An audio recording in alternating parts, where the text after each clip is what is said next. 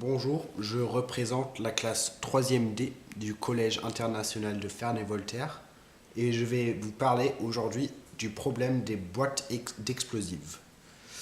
Alors, je vais partir du principe que vous comprenez ce problème et commencer directement avec ce que j'ai trouvé. Dans les boîtes, pour qu'une boîte explose, il faut avoir A plus B égale C. Très simple, les deux nombres s'ajoutent pour en faire un troisième. On a aussi A est différent de B parce qu'on n'a à aucun moment la possibilité d'avoir deux mêmes nombres. Donc, pour avoir cette expression, il faut que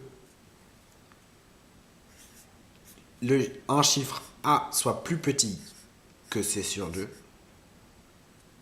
et un chiffre B plus grand que C sur 2.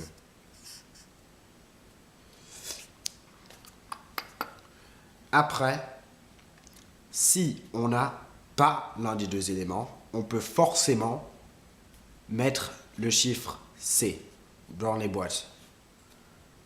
Un exemple, on a 1 et 2, on pourra toujours mettre 6, parce qu'on n'a aucun chiffre plus grand que 6 sur 2 ou 3.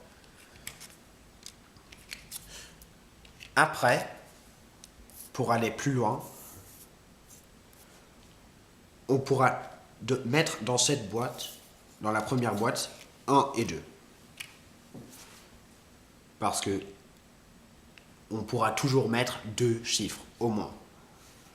Après, dans la prochaine boîte, on pourra mettre forcément jusqu'à 4, parce que le nombre avant, le plus grand, 2, est égal à la moitié de 4. Donc, il n'y avait aucun chiffre plus grand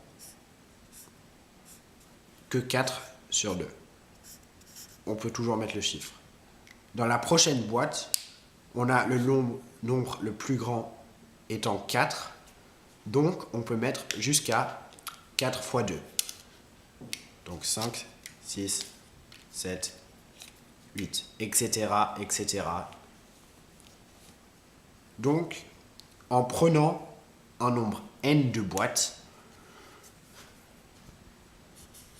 on pourra toujours mettre le chiffre 2 puissance n.